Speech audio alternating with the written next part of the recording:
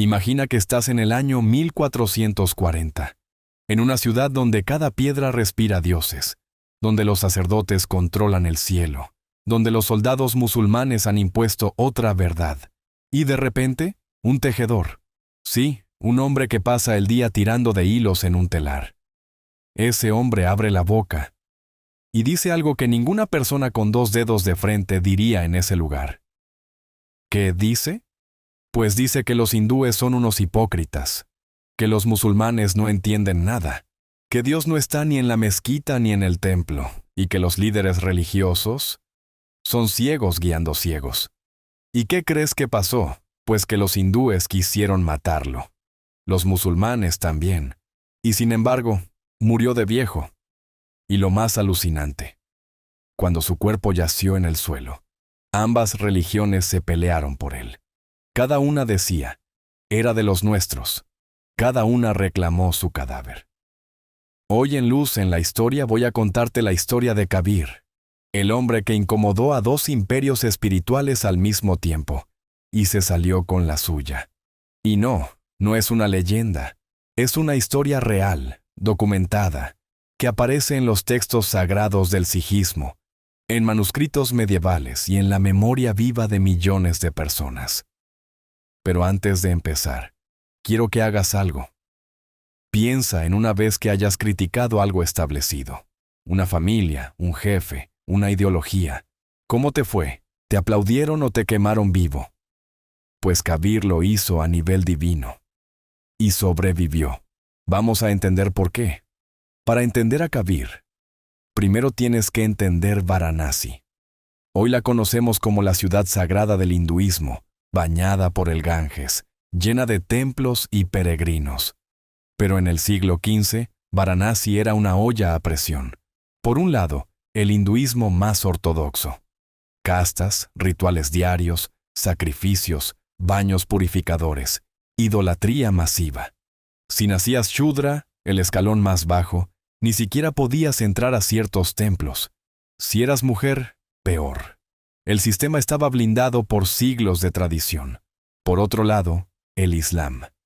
Desde hacía casi 300 años, los sultanatos del norte de India habían impuesto su ley. No era una convivencia pacífica.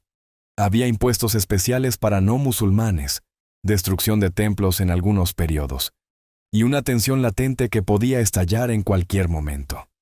Los ulemas, los sabios islámicos, predicaban que la única verdad estaba en el Corán y que el resto eran almas perdidas. En medio de un entorno cargado de tensión religiosa nace Kabir. ¿Y qué hace un don nadie en la ciudad más religiosa del hinduismo? Pues crecer viendo cómo los brahmanes paseaban su orgullo y cómo los casis islámicos imponían sus leyes.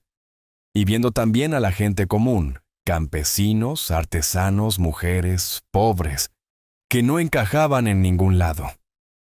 Kabir creció y aprendió el oficio familiar, tejer. Pero mientras sus manos movían la lanzadera, su mente tejía algo más peligroso. Preguntas que nadie se atrevía a formular.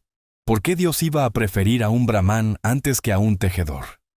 ¿Por qué el Corán iba a ser más santo que las palabras de una madre cualquiera? ¿Por qué hay que ir a un templo si Dios está en todas partes? Un día, Kabir tomó una decisión que cambiaría su vida, y para ello usó una estrategia que raya lo genial. En Varanasi vivía un maestro hindú famosísimo, Ramananda. Era un líder del movimiento Bhakti, esa corriente que decía que la devoción personal a Dios era más importante que los rituales. Pero aunque Ramananda era más abierto que otros, seguía siendo un brahmán, y un musulmán de baja casta no podía ser su discípulo. Eso era impensable. Kabir quería aprender de él, pero las puertas estaban cerradas. ¿Qué hace un hombre al que le cierran las puertas? Las abre con inteligencia. La leyenda cuenta que Kabir averiguó la rutina de Ramananda. El maestro bajaba todos los días antes del amanecer a las escaleras del Ganges para bañarse en el río sagrado. Era un momento de intimidad, de recogimiento. Kabir se tumbó en uno de los escalones más oscuros. No era un ataque, no era una trampa, era una espera. Cuando Ramananda bajó con los pies descalzos, tropezó con el cuerpo de Kabir. Sobresaltado, el maestro exclamó, «¡Ram! ¡Ram!», el nombre de su dios. Kabir se levantó inmediatamente y dijo, «Maestro, me has dado el mantra sagrado. Me has iniciado. Ram es mi gurú ahora». Ramananda entendió la jugada. Pero en lugar de enfadarse, dicen las crónicas, sonrió. Porque aquel joven no estaba pidiendo un título, estaba pidiendo verdad. Kabir fue aceptado, no como alumno oficial, como algo más peligroso, un discípulo sin permiso. Y a partir de ese momento, Kabir empezó a tejer sus poemas. No en sánscrito, que era la lengua de los sabios, no en árabe, la lengua del Corán. Kabir hablaba en Kariboli, el dialecto popular de las calles, el lenguaje que entendía el carnicero, la lavandera, el niño que vendía flores en el mercado. Y lo que dijo fue directo. Si Dios vive solo en la mezquita, ¿a quién pertenece el resto del mundo? Si Ram vive solo en la imagen que adoras, ¿quién vigila el resto de la tierra? Los hindúes dicen que la verdad está en el Ganges, los musulmanes en la Meca. Pero yo te digo, búscala en tu pecho, que allí está el único peregrino. Y otra aún más directa. Piedra, agua, ídolos de arcilla. Toda esta adoración es un juego de niños. Dios no está en la piedra, está en el corazón, pero los ciegos no quieren ver. Esto no estaba hecho para gustar, estaba hecho para incomodar, y Kabir la lanzaba en plazas públicas, en talleres de tejedores, en las encrucijadas donde se juntaban los pobres. ¿Y qué pasó? Pues que los brahmanes lo odiaron. ¿Cómo un tejedor sin estudios se atrevía a decir que sus rituales eran vacíos? Los casis también lo odiaron. ¿Cómo un musulmán marginal podía decir que la oración hacia la Meca no era suficiente? Kabir se quedó solo, sin ejército, sin protectores, sin más arma que su boca y su telar. Y sin embargo sobrevivió. ¿Por qué? Kabir no fue un mártir porque no quiso serlo. Y tuvo 4 escudos que lo protegieron. Primero, su clase social. Kabir no era un líder con ejército, era un artesano. En la India del siglo XV, los tejedores eran como los muros invisibles de la ciudad. Nadie los miraba, nadie los temía. Cuando Kabir hablaba, los poderosos pensaban, es solo un tejedor loco. Y eso le dio años de margen. Cuando quisieron callarlo, ya era demasiado tarde. La gente ya lo había escuchado. Segundo, su lenguaje.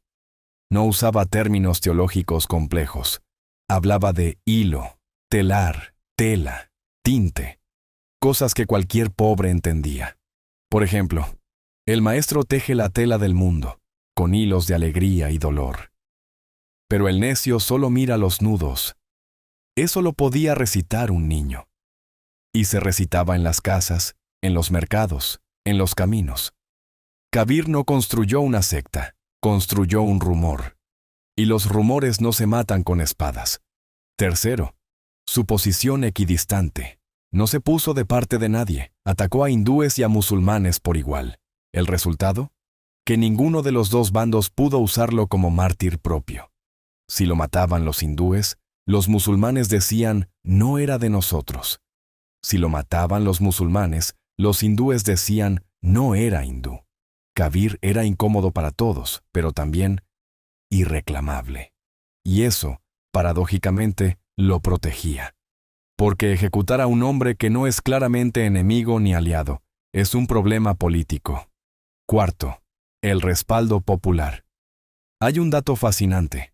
En los registros de la época, como las crónicas mogolas posteriores, se menciona que Kabir tenía seguidores entre los tejedores de varias ciudades. No eran ejércitos, pero eran muchos. Y cuando una persona tiene la simpatía de las masas populares, matarla genera más problemas que soluciones. El poder lo sabe. Pero claro, no todo fue paz. Hubo momentos de persecución. Una de las leyendas más famosas cuenta que Kabir fue llevado ante el sultán Sikandar Lodi. El sultán, furioso porque Kabir criticaba el Islam, le pidió que hiciera un milagro para demostrar su fe.